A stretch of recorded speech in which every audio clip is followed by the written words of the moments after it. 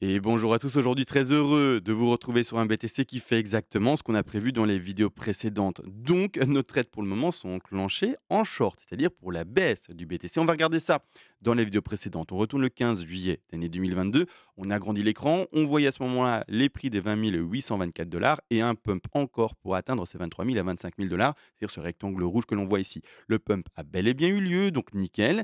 Il y a de ça maintenant 2 jours, le 19 juillet d'année 2022, on a été plus précis et on a indiqué les 2 zones de short à prendre parce que pour ceux qui ne savent pas, on peut shorter par palier également et prendre un premier palier de short et un second. Le premier palier de short à prendre était les 100 ici, c'est-à-dire vers les 23 200 et le deuxième palier de short était aux 123-127 qui se retrouve ici aux alentours des 24 224 dollars. Très propre étant donné que qu'est-ce qui s'est passé? Vous le savez vous-même si vous faites du trading, on a été retrouvé précisément ces 24 200 dollars. On va regarder l'évolution du prix, du trade, comment également le tenir, où mettre les TP.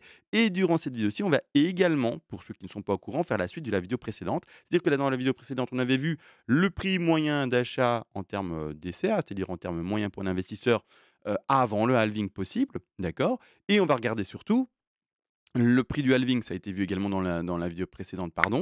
Et ce qu'on va regarder maintenant, eh bien finalement, c'est la perspective haussière du BTC minimum. On va mettre la fourchette haute également, mais minimum pour avoir un ordre d'idée de si, par exemple, votre prix d'achat est une moyenne de 28 000 dollars pour le BTC, donner un prix au hasard là maintenant.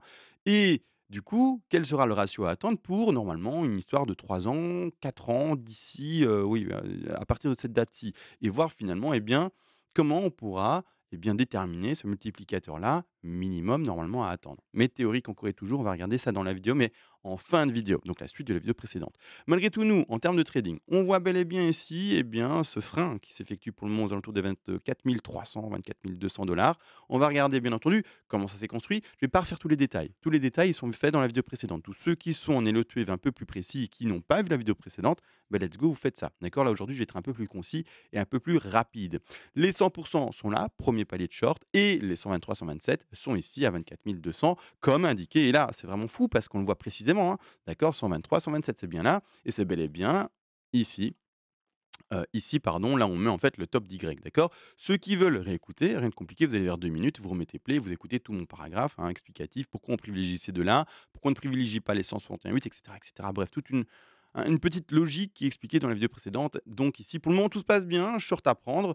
On rappelle rapidement d'ailleurs, comme on l'avait fait le 15 juillet, pardon, les TP à prendre. Je regarde où est-ce que je les avais placés. Donc tout le trade a été vu finalement une semaine à l'avance. Zone de short et les TP à placer. TP à placer ici. Hein. Alors je pourrais même les dire comme ça en fait. Mais bon, je vais pas le faire, je vais les refaire plus précisément parce que là, sur l'écran, je le lis pas bien, et donc je vais le dire plus précisément maintenant. Pour ceux qui ont du coup ouvert pardon, eh bien, ce short, comment ça va se passer? Vous prenez encore et toujours, comme d'hab, la figure de plus grand degré.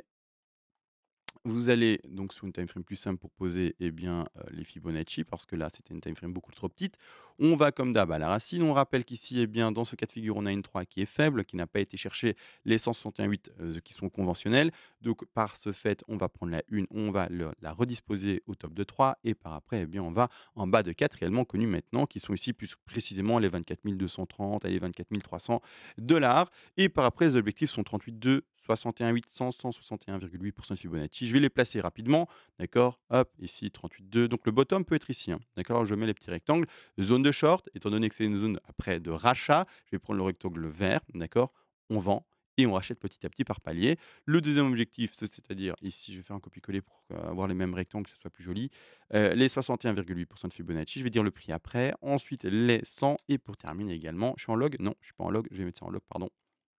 Ça sera mieux. Là, je suis en log, c'est mieux, pardon. C'est beaucoup mieux même. Hop, je vais aller ici. Excusez-moi. J'avais pas fait le travail en log alors qu'il faut le faire pour cette fois-ci. Hop, là, ça sera mieux. Il me semblait bien que les objectifs ils étaient fous. Maintenant, ça va mieux. 100 et après on a les 161,8. Excusez-moi pour ce cafouillage qui a été fait, mais voilà, c'est passé. Donc ici, on peut retrouver, et c'est fou, hein, mais un bottom qui va se retrouver ici légèrement, donc ça serait une ligne tronquée limite. Les tronqués, c'est pas ce que je favorise, d'accord, mais c'est possible. Donc on pourrait retrouver ici, un double bottom, et c'est-à-dire un prix des 17 000 comme bottom, d'accord. Donc ici, un TP, c'est-à-dire un take profit partiel, c'est-à-dire pour ceux qui comprennent vraiment rien et qui sont vraiment tout néophytes, et je suis désolé avec mon propos, mais c'est vraiment pour faire comprendre que vous êtes vraiment, vraiment nulle part. C'est une prise de bénéfice, d'accord? Une prise de bénéfice sur votre trade et pas sur votre investissement. C'est important de le comprendre. Ici, vers les 17 700 $. Second palier, donc deuxième zone de prise de bénéfice par rapport à sa vente, d'accord, à crédit. Ce sont les 14 560 $. Ensuite, on va retrouver ici les 10 600 $. D'ailleurs, les 10 600, je le rappelle, c'est la zone de bottom que pour ma part je privilégie vis-à-vis des gaps et des choses comme ça. Et par après même, on a les 161,8 qui sont ici les 6 400 que je ne privilégie pas mais que je ne mets pas de côté. De ce fait, dans mon trade, je mettrai quand même un TP là. D'accord? Peu importe, je prendrai quand même une prise de bénéfice par après vers les 6 000. Peu importe, même s'il n'y va jamais, je déplacerai à ce moment-là mon stop loss qui pour le moment est toujours positionné là-bas en haut aux alentours des 25 000 et je le déplacer petit à petit selon les résistances qui sont cassés ou les supports ou peu importe, selon les niveaux qui me semblent importants à ce moment-là, d'invalidation de la continuité de la baisse et du fait à ce moment-là d'avoir normalement trouvé un bottom. D'accord? Donc ça, TP qui ont été repositionnés, on va pas prendre, je vous le dis, 10 heures pour expliquer ça. D'ailleurs, pour ceux qui veulent aller plus loin dans eh bien, l'apprentissage en lui-même, je vais faire maintenant dérouler directement le PDF d'ailleurs, mais vous pouvez aider la chaîne, vous dire, ben voilà, j'ai envie d'aider le petit gars qui est en vidéo, qui prend le temps pour expliquer ce qu'il connaît. Donc merci à toi parce que d'ailleurs, tout ce que je dis quasiment est gratuit. Je dis pas tout parce que sinon je le dis, la vidéo ferait 4 heures, mais j'essaie d'être le plus complet possible et pour ceux qui veulent juste soutenir, eh bien, ce partage, vous pouvez le faire par donation. Vers les premiers paliers de donation, vous recevrez le PDF qui a déroulé, qui est maintenant normalement terminé, bien entendu, et également pour ceux qui sont des donateurs fous, qui disent: «Je vais lui donner un vrai coup de pouce», eh bien, vous aurez le PDF et en plus également une analyse à la demande sur l'actif spéculatif de votre choix.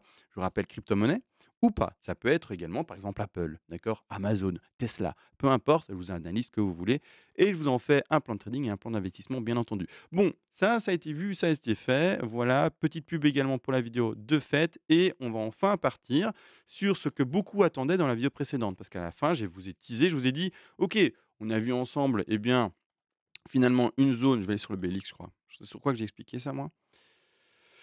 C'est sur le BX, je me rappelle. Je vous ai expliqué en fait la zone normalement statistique à attendre pour le niveau de prix du halving, d'accord? Si le bottom a été retrouvé maintenant à 17 000, la zone statistique pour le halving, ce serait, pour ceux qui ont vu la vidéo précédente, vous le savez, mais pour ceux qui ne l'ont pas vu, ce serait les 36 000 à eh bien, les 44 000 d'ici finalement quasiment 2 ans.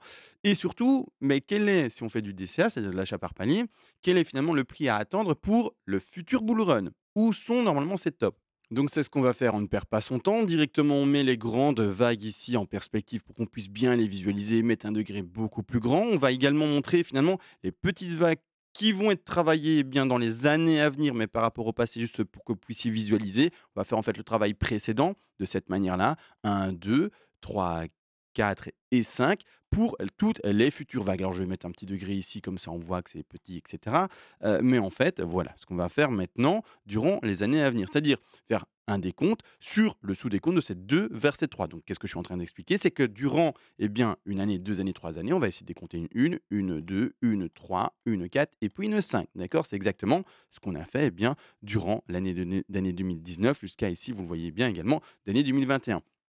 Malgré tout, nous, on va s'arrêter encore et toujours d'abord sur les grands degrés. Je précise ici, exceptionnellement, je n'ai pas travaillé en log. D'accord? Je vais vous montrer pourquoi après, juste après. Parce que certains vont dire, mais pourquoi tu fais pas le log du coup, etc., etc. Vous allez comprendre. Et c'est vraiment fou, en fait, de dire, ah ouais, ok, si on met en log, effectivement, il faut être très optimiste. De toute manière, là, je vous ai expliqué, ceci, ça va pas être fait maintenant. Le degré en blanc, ça va être durant les années après. On s'arrête pour le moment puisqu'on n'a rien de toute manière. On n'a même pas une sous une et également une sous 2 qui est bien définie et qui nous montre quoi que ce soit. Hein, c'est-à-dire qu'on n'a pas une sous une et une sous 2 qui est définie et qui est lisible. Pour le moment, c'est pas le cas. On n'a rien du tout. On a un scrugneux, un scrabucha si vous voulez d'enfant, mais on n'a rien. Malgré tout, ici, on a quoi? On a quand même la une en bleu et la fin ou la quasi-fin de la 2. Là, on peut travailler avec le Fibonacci sur ce grand degré. Pour ce faire, je vais au bottom précédent qui est aux alentours des 3100, et c'est ça, 3148 $. Je vais en top de 1 de cet énorme degré et je vais pour le moment au bas, au bottom connu actuellement. Je ne pars pas dans une spéculation de on va peut-être à 13 000, de on va peut-être à 6 000. Non. Ici, je pars avec ce qu'on a maintenant. Si ça, c'est le bottom, au moins le travail aurait été fait à un niveau correct. Si on va plus bas, je repositionne mon Fibonacci pour plus tard pour avoir des perspectives de prix, entre guillemets, plus réalistes. De cette manière-là, je le pose à 17 507 sur les prix ici je suis sur quoi en fait? Le BLX ici? Du BLX du coup, pardon, excusez-moi. De cette manière-là, eh bien, je vais chercher normalement avec, eh bien, ce top de 3 la fourchette de prix qui se situera, vous le savez pour ceux qui ont le PDF, entre les 161,8 et les 423,6 Fibonacci. Il y a d'autres objectifs intermédiaires, on va en parler ici également, bien entendu dans quelques minutes, mais je montre d'abord l'objectif minimum à attendre pour le BTC après ce crashie. L'objectif minimum en non logarithmique, et j'insiste, sont les 124 000 dollars. Donc ici, vous faites un petit travail, vous dites la rentabilité qu'on peut attendre de ce dernier avec mon prix d'achat moyen qui a été vu hier, d'accord, par rapport au prix possible, etc. Et ok, je ferai peut-être un fois 2, un fois 3 potentiel, peut-être un peu plus, peut-être un peu moins, tout dépend de votre prix moyen d'achat, d'accord. Mais ça, c'est le prix minimum pardon, à attendre sur les 124 000 dollars. Maintenant, vous l'avez entendu, il y a des prix d'une fourchette plus haute, d'accord? Tout à fait possible. Le BTC peut partir en extension, aller chercher ses 200, mais c'est plus rare. Je rappelle tous les Fibonacci, 161,8, 261,8, 423,6, ça c'est les Fibonacci à privilégier. Et plus rarement, on va retrouver les 200 et les 361,8 de Fibonacci. De cette manière-là, on va plutôt privilégier, premièrement, de toute manière, pour avoir une idée minimum, eh bien, les 124 000. On va également privilégier les 190 000 dollars. Et pour terminer, on va privilégier en termes de prise de bénéfice pour les traders, par exemple, pour les investisseurs, si vraiment vous voulez sortir vite. Mais moi, je préconise vraiment un investissement long terme, hein, d'accord. La nouvelle technologie, c'est vraiment, pour moi en tout cas, l'espèce d'or 2.0. Donc, voilà, pour moi, je suis dessus pour un très long terme, 20 ans, 40 ans, et même voire pour mes petits-enfants, auxquels je ne toucherai du coup jamais, d'accord, en termes de BTC, hein. Attention pour ceux qui ont de l'humour noir. Malgré tout, ici, on se retrouve à 296 000 dollars pour 423,6. Maintenant, moi, je préfère quand même rester sur, eh bien, je vous le dis, sur une projection plutôt réaliste, sur quelque chose entre guillemets pessimiste. Comme ça, je ne m'attends pas à des to the moon et peut-être que je vais jamais les atteindre, d'accord. Tel par exemple ici, vous voyez bien, on a été chercher seulement entre guillemets les 69 000. C'est un des bull runs les plus faibles qui ait été connu historiquement sur le BTC. Donc il faut en avoir conscience. Donc c'est toujours mieux de s'attendre à quelque chose de faible, comme ça on n'est pas surpris, ou en tout cas on est surpris que dans le bon sens si ça devait aller plus haut, d'accord, clairement. Maintenant de cette manière-là, moi je vais m'arrêter à une 3 à 161,8, c'est-à-dire à 124 000 dollars. Par après, la 4 et la 5, ça, c'est la suite. D'ailleurs, c'est posé haut la main, n'importe comment, d'accord. Ça, c'est la suite, c'est-à-dire un nouveau crash pour la 4, de nouveau un halving, etc. Et puis après, on repart pour la 5, d'accord. Mais pour le moment, nous, on s'arrête sur quoi? Sur la construction de cette 3-là. Cette construction de 3 sera faite pendant l'année, les 2 années, voire même peut-être les 3 années à venir. Je ne sais pas quand sera le top pardon, en termes de date, d'accord. Donc, on le met après le halving, ce sera quand même mieux, d'accord. De cette manière-là. Donc là, tout le travail ici, eh bien, sera fait, d'accord? Pour ceux qui ne l'ont pas encore bien compris, mais là, d'accord? 1, 2, 3, 4 et 5, d'accord? Ça, c'est pour être plus précis. Maintenant, pourquoi est-ce que je le fais? Premièrement, non pas en log, parce que vous allez voir que si je me mets en log, eh bien, grande surprise, on va atteindre des prix fous, d'accord? Des prix fous. Alors, vous êtes libre de croire en ces prix fous, mais ça vous mettrait du coup à un prix minimum juste incroyable. Alors, je ne suis pas en log, on nous indique un prix ici aux alentours des, c'est ça, hein, 124 000 dollars. Je vais passer en logarithmique et on va aller chercher sur le Fibonacci d'extension les 161,8. D'accord? Ce qu'on fait, c'est qu'on clique sur log, on met ceci, le Fibonacci va vérifier vite fait son réglage. D'accord? Boum, boum, boum. Fib basé en log scale. D'accord? Je pourrais le retirer également. Là, ça va nous réindiquer de nouveau, bien entendu, et bien les 124 000. Mais si je mets bel et bien le Fibonacci en log, tel on le travaille en logarithmique, donc je le remets ici. D'accord? De cette manière-là, qu'est-ce qui va se passer? Eh bien, on va retrouver un 2 700 000 pour l'objectif minimum. Donc là, quand on a cette prise de conscience-là, et qu'on se dit, OK, je vais aller chercher un 2 700 000 minimum, je sais pas, d'accord, c'est peut-être un peu trop optimiste et c'est ce que je préfère dire. Je préfère partir sur les réglages qui vont me donner des objectifs minimums, mais pessimistes et avoir la bonne surprise potentielle par après à des pumps, de dingue, d'accord? Et aller chercher les 2 700 000 peut-être. Mais voilà, c'est pas ce que je veux pour ma part mettre en avant, pas vous faire vendre finalement du rêve, alors que je préfère rester les pieds sur terre et en tout cas, j'espère vous amener également sur peut-être la lune plus tard, mais doucement, d'accord? On construit la fusée, puis on trouve de l'essence, enfin de l'essence, du combustible, j'ai oublié le mot, donc je vais pas le trouver, d'accord? Le nom est spécifique pour, eh bien, les fusées, mais bref, vous aurez compris. On y va petit à petit et pas, voilà, on est sur la lune, Mars est même, encore plus loin.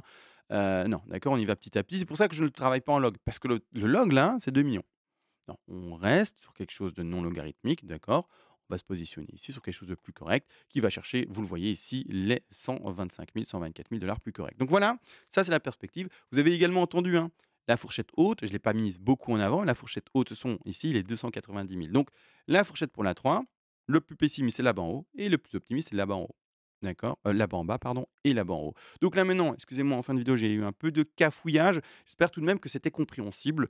Et j'ai essayé également de montrer pourquoi je ne travaille pas le log dans ces configurations, eh bien, de projection haussière. Parce que je veux rester, entre guillemets, «pessimiste» et je veux rester, entre guillemets, «réaliste» par rapport au prix qu'on peut atteindre et attendre, d'accord? Si on va plus haut, tant mieux, bonne surprise comme expliqué, mais on va pas prendre 3 heures pour expliquer ces psychologies-là. Sur ce, je vous dis à la prochaine, j'espère à demain si j'ai le temps d'enregistrer. Bonne soirée à tous et ciao!